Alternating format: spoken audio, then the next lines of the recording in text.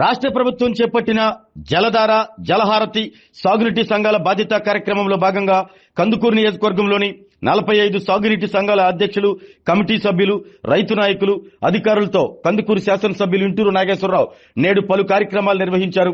ముందుగా కందుకూరులోని నీటిపారుదల శాఖ కార్యాలయంలో వారందరితో సమావేశం నిర్వహించి చెరువులు, ఇతర నీటి వనరులకు సంబంధించి కూటమి ప్రభుత్వంలో చేపట్టిన అభివృద్ధి పనులు, విడుదలైన నిధులు, పనుల వివరాలు, పెండింగ్ పనుల గురించి సుదీర్ఘంగా చర్చించారు. వాన నీరు, ఇతర వనరుల ద్వారా వచ్చే నీటిని సంరక్షించుకోవాల్సిన బాధ్యత అందరిపై ఉందని ఎమ్మెల్యే ఇంటూరు నాగేశ్వరరావు తెలిపారు. ప్రతి ఎకరాకు నీరు అందించడమే ధ్యేయంగా అధికారులు, సాగునీటి సంఘాల అధ్యక్షులు పనిచేయాల్సిన అవసరం ఉందన్నారు. సాగునీటికి సంబంధించిన సమస్యలను తన దృష్టికి తీసుకువస్తే పరిష్కరిస్తాను అంటూ ఎమ్మెల్యే హామీ ఇచ్చారు. కార్యక్రమంలో భాగంగా కందుకూరు మండలం కొండి కందుకూరు చెరువును రైతులతో కలిసి ఎమ్మెల్యే నాగేశ్వరరావు సందర్శించారు. అక్కడ పూజలు చేసి జలహారతి ఇచ్చారు.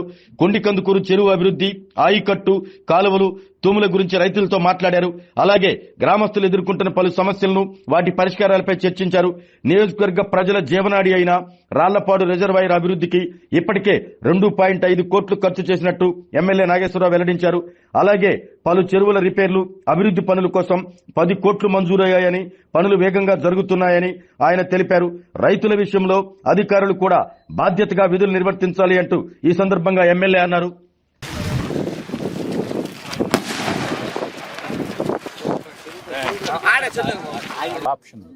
మొన్న లాస్ట్ మంత్లో చంద్రబాబు నాయుడు ఏం చేశాడంటే ఎన్ని ఇట్లా సమస్యలు ఎక్కువ ఉన్నాయని చెప్పి ఎంఆర్ఓ లెవెల్లోనే క్లియరెన్స్ పెట్టారు. మీరు గ్రీవెన్స్కి అప్లై చేశారు ఈ మధ్య ఏమన్నా?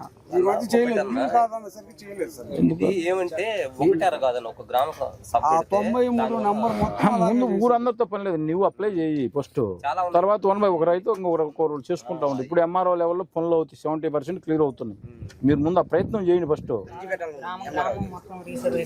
అవన్నీ కింద దుంపలు కూడా తీసేయండి, రోడ్డు మీరు తీసి. ఫోన్ నెంబర్ వేయండి, ఎవరు ఒకరిది ఫోన్ నెంబర్.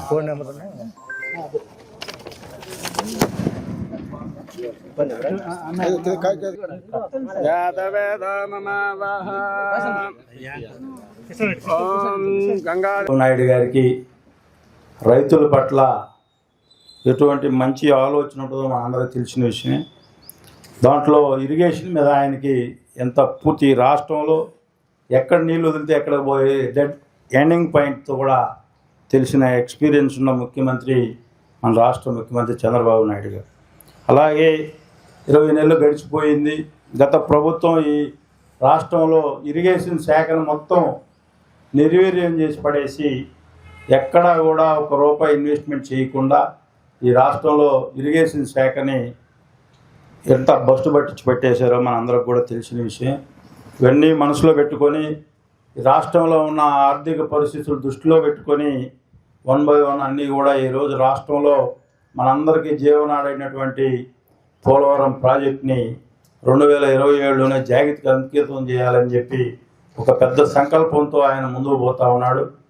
అలాగే మన చిరకాల కోరిక ఇప్పటి నుంచో ఎదురు చూస్తూ ఉన్న వెలుగొండ ప్రాజెక్టు కూడా నెక్స్ట్ ఇయర్కి phase 1 కంప్లీట్ చేయాలని చెప్పి నిన్న మొన్న కూడా ఇరిగేషన్ మంత్రి గారు వెలుగొండ ప్రాజెక్టులో పర్యటిస్తూ ఉన్నా. అంటే ఈ రాష్ట్ర ప్రభుత్వానికి ఈ నీటి ప్రాజెక్టుల మీద ఎంత చిత్తశుద్ధితో ముందుకు పోతూ ఉన్నారో మనందరం కూడా చూస్తూ ఉన్నాం.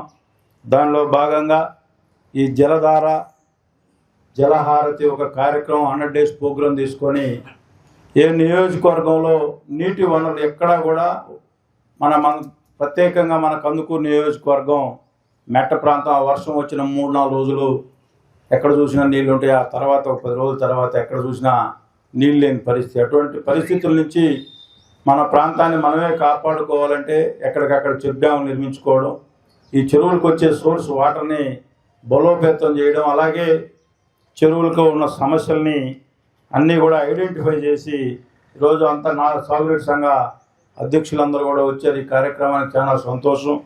ఇది ఒక్కరి కార్యక్రమం కూడా కాదు. ఈరోజు ఒక ముఖ్యమంత్రో లేకపోతే ఒక ఎమ్మెల్యేనో లేకపోతే ఒక ఇరిగేషన్ డిపార్ట్మెంటో పనిచేస్తే అయిపోయేది కదా. ఏ గ్రామానికి సంబంధించిన అవసరాలు మనకే ఎక్కువ ఆలోచన ఉంటుంది. కాబట్టి మీరే మీ గ్రామంలో ఉన్న నీటి సోర్స్ని ఏ విధంగా చేస్తే మనకి నీటి లభ్యత పెరుగుతుంది, అలాగే గ్రౌండ్ వాటర్ పెరుగుతుంది అనే ఆలోచన మాకంటే మీకే ఎక్కువ ఆలోచన ఉంటుంది. కాబట్టి మీరు దాన్ని పరిగణలోకి తీసుకొని డిపార్ట్మెంట్ సహాయ సహకారాలతో నియోజకవర్గంలో ఉన్న చెక్ డ్యాములు కొంతమంది ఆల్రెడీ డిస్టర్బ్ అయి ఉన్నాయని చెప్తా ఉన్నారు.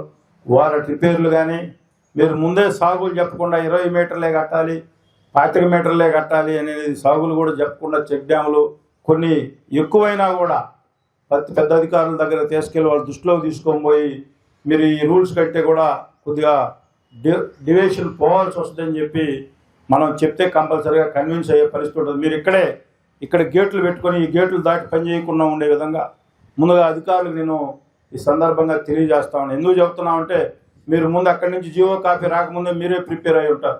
ఇది దీంట్లోకి రాదు, ఇది దీంట్లోకి రాదు, అది వచ్చుద్దా రాదనే చూసుకునే బాధ్యత మేము తీసుకుంటామని చెప్పి ఈ సందర్భంగా మీకు కూడా తెలియజేస్తా ఉన్నా. ఈ కార్యక్రమం కూడా ఇప్పుడు చెరువు పార్టీ ప్రెసిడెంట్లు నేను ఎందుకు ఆల్రెడీ అటెండెన్స్ కూడా ఎందుకు తీసుకున్నా అంటే మీకు మీ గ్రామంలో ఉన్న చెరువు పట్ల ఎంత చిత్తశుద్ధి ఉందో తెలిసి నేనే అందరికీ కూడా ఫోన్ చేసి మాట్లాడతా.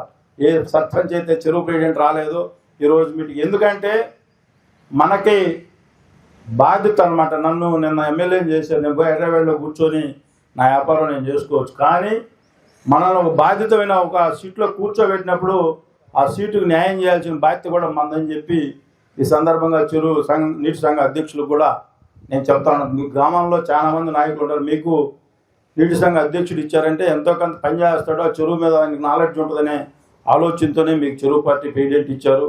ఎవరికే పోస్ట్ వచ్చినా కూడా దాన్ని గౌరవప్రదంగా మన టైంలో ఏ కాలువ బాగు చేయించాం, లేకపోతే ఎక్కడ చెక్ డ్యామ్ కట్టించాం, లేకపోతే ఆ చెరువు కట్టలు మరమ్మతులు చేయించాం, ఇవన్నీ కూడా మీకు కూడా అదృష్టంగా నేను భావిస్తూ ఉన్నా. ఇక్కడే కృష్ణాపురం చెరువు అధ్యక్షుడు కూడా ఉన్నాడు. వాళ్ళ పొలాలకు పోవాలంటే బ్రిడ్జి తెగిపోయింది లాస్ట్ గత ప్రభుత్వంలోనే.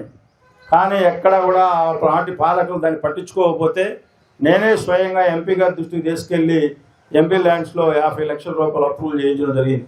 ఎందుకు చెబుతా ఉన్నామంటే మీరు మా దృష్టికి తీసుకొస్తే ఆ సమస్య తీవ్రత మాకు కూడా తెలుసుద్ది. దాన్ని ప్రయారిటీ వైజ్ అంటే కొంత లేట్గా చేసే పనులు ఉంటాయి, కొన్ని ఇమీడియట్గా పనిచేసే పనులు ఉంటాయి. కాబట్టి మీరు కూడా మీ గ్రామంలో ఉన్న సమస్యలన్నింటినీ కూడా మాకు ఒక గ్రీవెన్స్ ఇవ్వండి, అధికారులకు కూడా గ్రీవెన్స్ ఇవ్వండి. తప్పకుండా అందరూ కూడా మండలానికి ఒక ఏఈగా నేయడం తప్ప కంపల్సరీగా అది మంచి శుభపరిణామం. గవర్నమెంట్కి ఎంత చిత్తశుద్ధి ఉందో దాంట్లోనే అర్థం అవుతా ఉంది.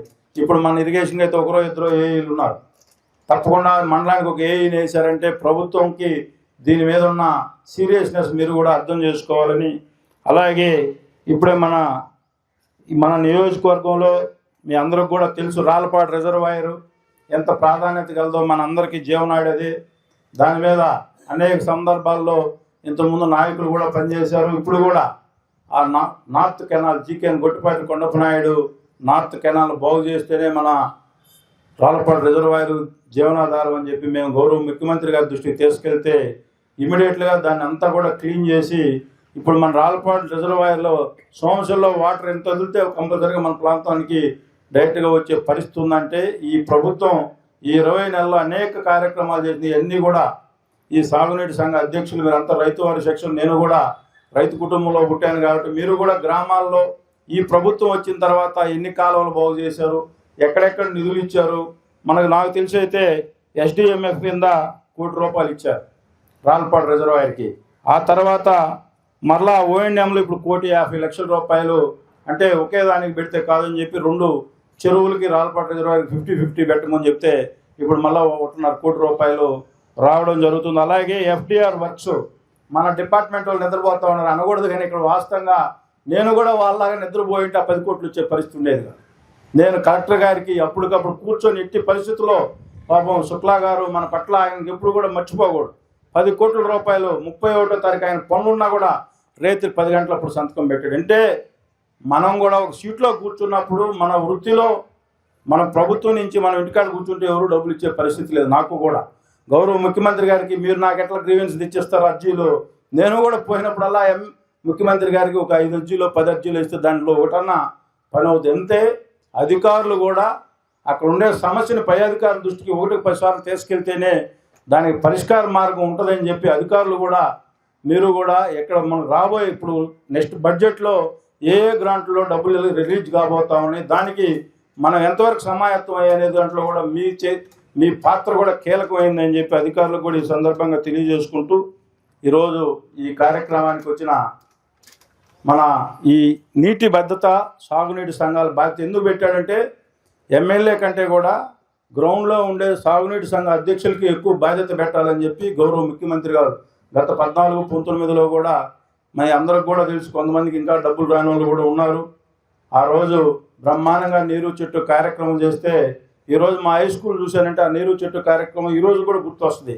ఆ రోజు నేను సర్పంచ్గా ఉన్నా, మా స్కూల్ మొత్తం చెరువు మొత్తం తోలి మా స్కూల్లో ఈరోజు పెళ్ళిళ్ళు జరుగుతున్నాయంటే ఆ నీరు చెట్టు కార్యక్రమంలో భాగం. అంటే గ్రామాల్లో స్కూల్స్ కానీ అలాగే లిఫ్ట్ చేసినప్పుడు చెరువులో వచ్చే మట్టి అనేక డెవలప్మెంట్లు కూడా వాడుకునే పరిస్థితి ఉంటుంది. కాబట్టి ఇవన్నీ కూడా వినియోగించుకొని 100 రోజుల్లో మీ గ్రామంలో ఎవరైనా ఏవి రాకపోయినా నా దృష్టికి తీసుకురండి. తప్పనిసరిగా మీ గ్రామంలో ఉన్న సమస్యలన్నింటినీ కూడా మా దృష్టికి, అధికారుల దృష్టికి తీసుకొచ్చి ఈ 100 డేస్ ప్రోగ్రాంలో కంపల్సరిగా మన నియోజకవర్గంలో జిల్లాలో ఎక్కువ నిధులు తీసుకొచ్చే వరకు మీరు అందరూ కూడా సహకరించాలని, దానికి కూడా అధికారులు కూడా సహకరించాలని చెప్పి కోరుకుంటూ ఈనాటి కార్యక్రమానికి వచ్చిన తెలుగుదేశం పార్టీ నాయకులకు అలాగే సహకార సంఘ అధ్యక్షులకు, డిపార్ట్మెంట్ మన ఇరిగేషన్ డిపార్ట్మెంట్ అధికారులందరికీ ఆరోగ్యమే మహాభాగ్యం అంటారు, కానీ ఆరోగ్యాన్ని నమ్మకంగా కాపాడే స్థానం ఎక్కడ?